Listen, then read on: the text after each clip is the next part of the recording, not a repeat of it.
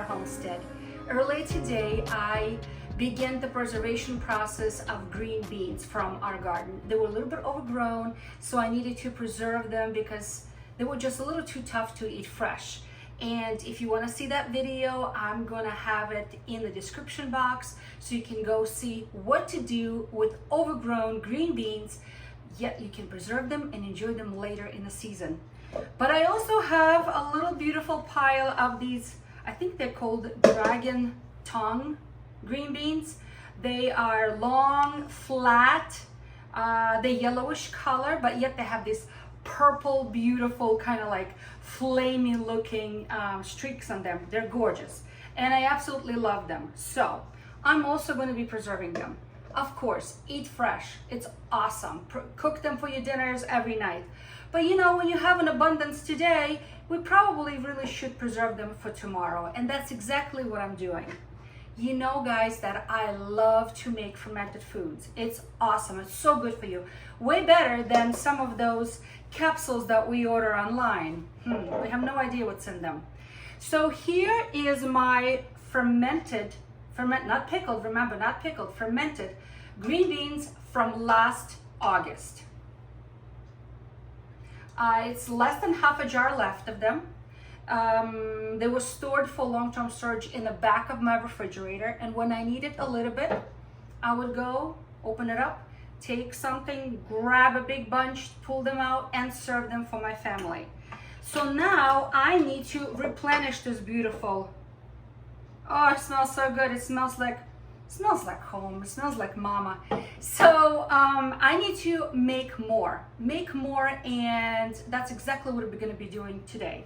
If you want to see the video how I made these green beans, and that method goes pretty much across the board for my cucumbers and green beans and zucchinis and carrots, all of my fermented foods, I use the same ratio for the brine. So I will leave the link to that video as well so you can go and check it out.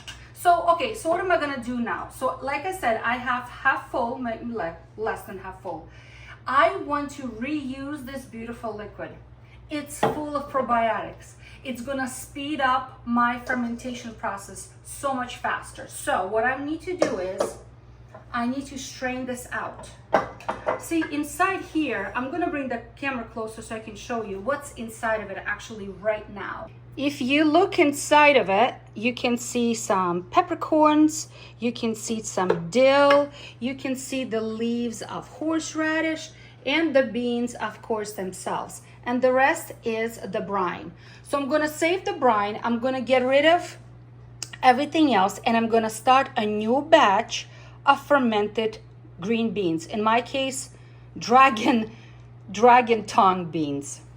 So let's strain everything. I have a very large measurement cup with a sieve, and I'm just gonna strain that beautiful liquid out. Why? Because I'm gonna need it. Okay, I'm gonna need it. The rest of this content, I'm just gonna dump out into an empty bowl. Let me push this all out, okay, because I don't need it anymore, okay? I'm gonna discard these crowns of dill and what else I've got here? I've got horseradish leaves. I don't need that anymore. Honestly, it did its job.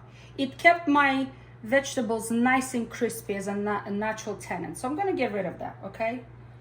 It's done its thing. And this beautiful leftovers, would enjoy today for dinner. Oh, it's so crunchy. So good, so delicious, I love them. Okay, let's make a new batch. And as I've mentioned, we're gonna reuse the brine. Okay, here's my jar. My friends, I'm not gonna wash it. I'm not gonna wash it. Why? Because it's full of probiotics inside. Now, if I was using a brand new jar, I would sterilize it and wash it just like my mama did with baking soda. Okay, let's start making a new batch. I have a pile of greens here. They are nicely washed, fresh from the garden. I have almost said bay leaf. I meant to say I've got horseradish leaves, beautiful horseradish leaves. I'm gonna kind of fold them and put them on the bottom of the jar. My hands are nice and clean. Then I have a little branch here of black currant leaves, also washed. I'm gonna drop them on the bottom of the jar. Why am I putting these greens into my fermentation? It's because they're gonna give not just flavor, no, they're gonna make my vegetable crunchy, as I described it to you before. That's what's gonna give them that crunch. Okay, so this is why we need them. They're gonna create tannins. Okay, come back here again to the so let's drop all of these beautiful leaves in here. I also have a branch of cherry from the cherry tree. If you don't have cherry trees, I know some people like to use oak. I don't like the flavor of oak, so I don't use oak leaves. Also, I'm going to be dropping beautiful crowns of dill. If you have fresh dill, that's fine, but this is already dried up a little bit, which is just as fine. So we're going to be putting that in here as well, and it's going to add delicious, wonderful flavor to our fermented delicious things. Okay, now I have one more. Let me throw him. He's a little guy. Okay, everything's in here as far as my greens. Also, I'm going to be adding, not just for aroma, but also for flavor, I'm going to be adding garlic. And I have 4 cloves of garlic. They're kind of large cloves, so I'm just chopping them up a little bit and dropping them in. It doesn't matter what location in a jar they fall. They're going to do their job. No worries. Okay, then I'm going to be adding other things, and I have mustard seed here. Okay, dried mustard seed. And I'm going to be putting probably close to a teaspoon of that in here as well. And just like any other fermentation recipe, it should be to taste. If you like more mustard flavor, go for it, add more. I'm not going to do that. Then I have juniper berries, and I'm going to put a few. Notice how I'm not measuring, just a few. They go in here as well. They're going to add a delicious aroma to my fermented vegetable. Then I have black peppercorns, organic black peppercorns. Again, I'm going to take, like right there on my hand, I'm not counting.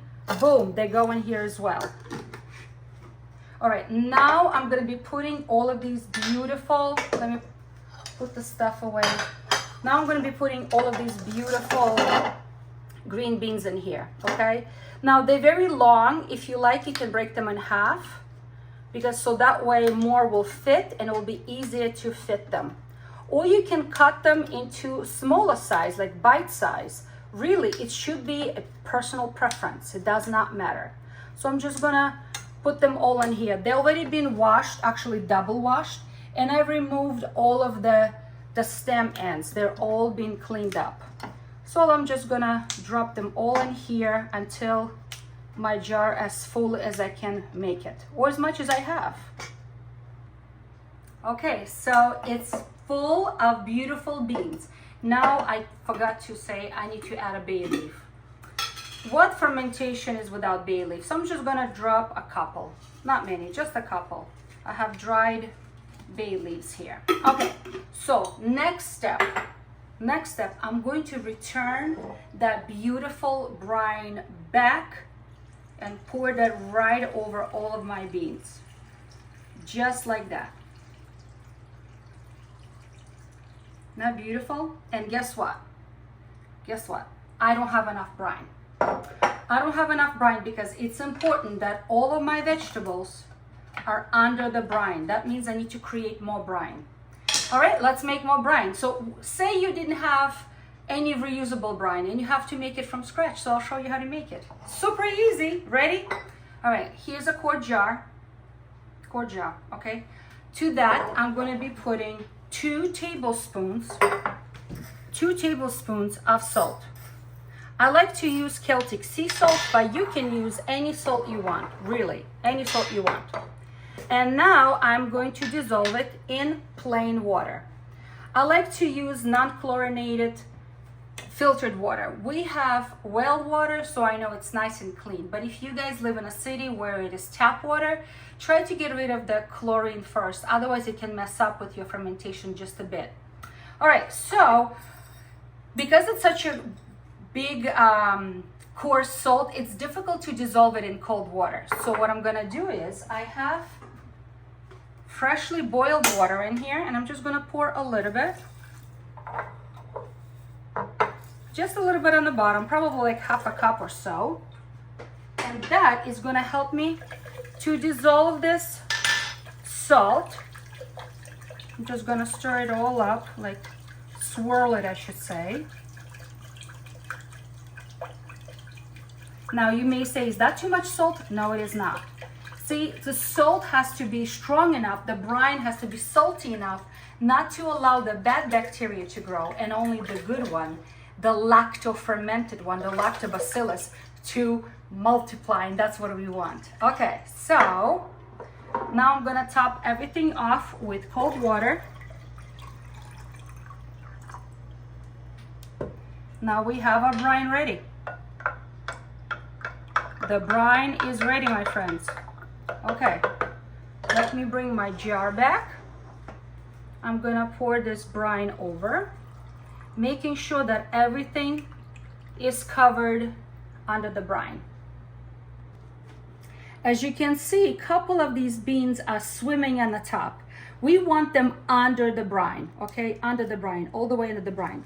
So we have a couple of options. You can devise any kind of thing like a glass weight from the old-fashioned jars, like a little weight, to put it right on the top, and that will push it down. I'm gonna take a few of these leftover leaves and I'm gonna put them on top, tucking in, and that's gonna help me to keep everything under the brine.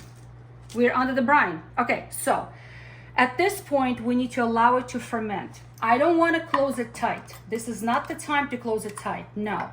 So I'm just gonna close it like this, very lightly, and I'm gonna take a towel and I'm gonna throw a towel over this like that.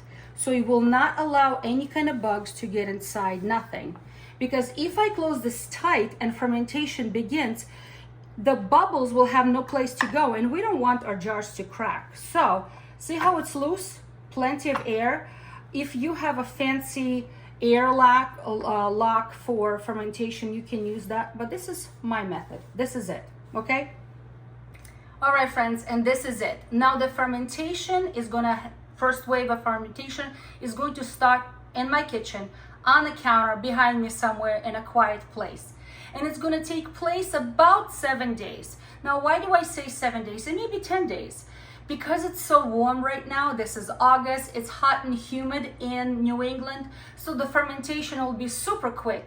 Also, it's going to be quick because it's already full of beautiful old ferment in here, with full of probiotics. So this is going to be very quick. In about 5, 7, 10 days, I'm going to come over here and I'm going to taste one of them. And if I find that they are to my taste, they're crispy, they're salty, they're briny, they're tangy, delicious, I'm gonna put a cover on, okay? And it's gonna go in a fridge or in a cold basement or root cellar. And that's where it's gonna sit and do a slow and long fermentation that now it's gonna continue until I eat it all up. But see, by keeping it in a cold place, the first wave of fermentation, that big and fast one, it stops. Okay, it stops and slows way down, and now it just does its little slow thing in the fridge or in a basement where it's nice and cold. And then throughout the year we can eat as much or as little as we want to, and it's so good, so good. So I like to serve it mixing it in a salad. I will make a garden salad and I will take a few pieces, chop them up and put them to the garden salad. Or it can be added next to sausages or chicken or beef or pork, anything you want. It's so good. Okay, friends, on this note, I hope you are encouraged to learn how to ferment and provide your family with natural probiotics. On this note, be encouraged and try something new.